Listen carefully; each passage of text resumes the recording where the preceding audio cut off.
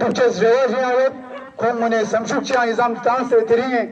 jagni toa mane zanskare conservancy movement mazera zanskarla maone luchu nala zanskar kazushi yong uçesino zambur komune sundu uçesino dewa chenmu yambode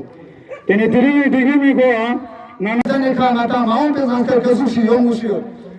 이 몸에 자신을 지은 사람 뭐마다 조심만 걱정도 대표야 로사원탈의 조회로 연합이가 스톱대 민망굴라 zanskar conservancy movement kola kentu ushima 걱정도 로사원탈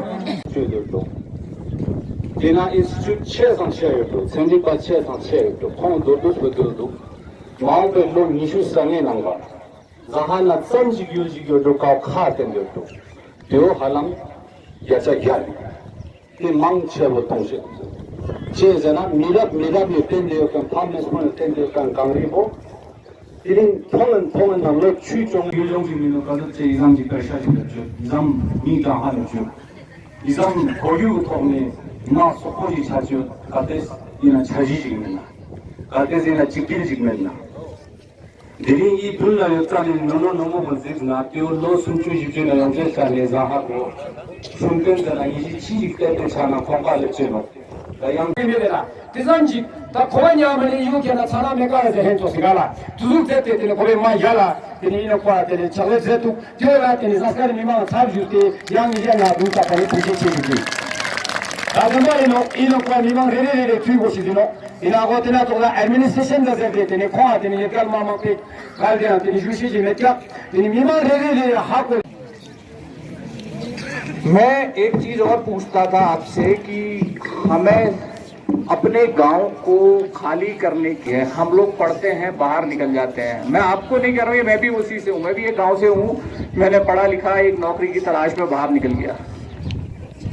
फिर किस्मत की बात है कि मैं उसी Himalayan environment को आज अपनी नॉलेज से कुछ दे पा रहा हूँ थोड़ा बहुत दे पा रहा हूँ जो पूरा तो नहीं दे सकता लेकिन ये आप कर क्यों नहीं कर सकते हो आप एक सवाल कहोगे कि मुझे पैसा चाहिए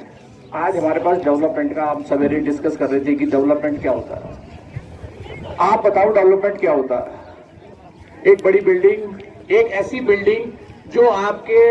जांसकर के एनवायरनमेंट में फिट नहीं होती जिसको आप बिजली से गर्म करते हो जिसको आप बहुत तरीके से उसको मेंटेन करने की कोशिश करते हो जो ट्रेडिशनल बिल्डिंग नहीं थी एक बड़ा अच्छा उदाहरण देता हूँ सर आप लोगों को भी मुझे एक काफी सीनियर मिले लेन है उन्होंने हमसे कहा कि हमारी खुशकिस्मती है कि विदेशी आ गए टूरिस्ट के बहाने तो इसलिए हमने अपनी चीजें छोड़नी नहीं बंद करी उससे पहले हमें जो एक्सपोजर था कश्मीर का था कहीं का भी था लोग कहते थे आप क्या पहनते हो क्या खाते हो तो हमें हीन भावना आती थी कह रहे जब अंग्रेज आए उन्होंने कहा अरे वाह आप क्या खाते हो आप क्या पहनते हो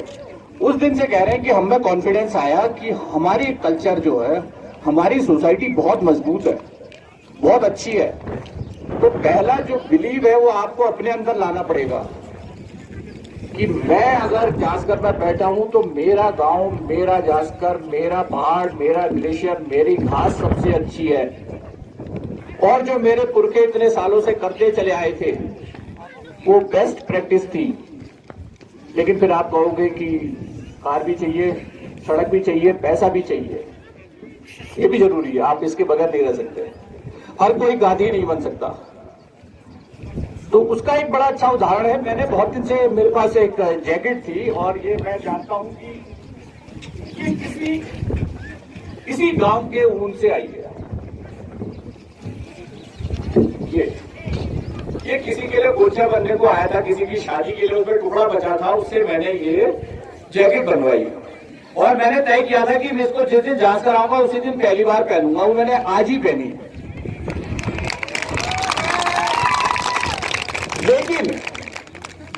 कि इतनी खूबसूरत चीज है जो हमारे ये सब लोग बैठे हैं या जो आप इंस्टाग्राम फेसबुक देखते हो, इसकी कीमत कम से कम 5 से 6 हजार रुपए बहुत आसानी से कोई भी दे देगा। अब आपको पता है ये पैसे आपने कैसे गंवाए, कैसे आपने खत्म कर दिए ये पैसे। आपने यहां से ऊंट या ये इसका ये इसको जो इस कपड़े को जो भी कहते हैं वो बना के बेच दिया। इसकी असली कीमत किसने कमाई है? जिसने इसको सिला और जिसने इसको बेचा। आपकी सबसे इंपॉर्टेंट चीज का आपको लाभ नहीं मिला। एक सर्कुलर इकोनॉमी आपको जांचकर के लिए डेवलप करनी पड़ेगी। रिस्पॉन्सिबल टूरिज्म की बात आई थी। अगर ये जैकेट आप एक किसी भी टूरिस्ट के सामने रख दें और हर टूरिस्ट इस बात पे परेशान होता है कि मैं जहां गया हूं वहां से क्या खरीद के ले जाऊं। ये मार्केट में कोई भी चीज लोकल प्रोडक्ट की नहीं है, लेकिन टूरिस्ट सब खरीद के ले आता है क्योंकि लद्दाख आया है, ले आया है टूर घूमने और ले जाएगा। आपकी इकोनॉमी यही है। ये एक तरीका है सर्कुलर इकोनॉमी का कि टूरिस्ट का पैसा जांचकर में रहे। आपके पास अपनी भेड़ है, आपके पास अपने चारागाह हैं, आपके पास अपनी स्किल है। एक छोटा सा गैप है इस स्किल को प्रोडक्ट में बदलने का। जो आप एजुकेशन ले रहे हो, ये एजुकेशन इस गैप को खत्म कर सकती है। आज हर एक के हाथ में मोबाइल है, व्हाट्सएप है, इंस्टाग्राम है, फेसबुक है। आप इसकी मार्केट ग्लोबल बना सकते हो। ऐसे बहुत सारे प्रोडक्ट हैं जो ग्लोबली बिकते हैं और छोटे छोटे गांव से आते हैं। कभी राजस्थान के प्रोडक्ट देखिएगा।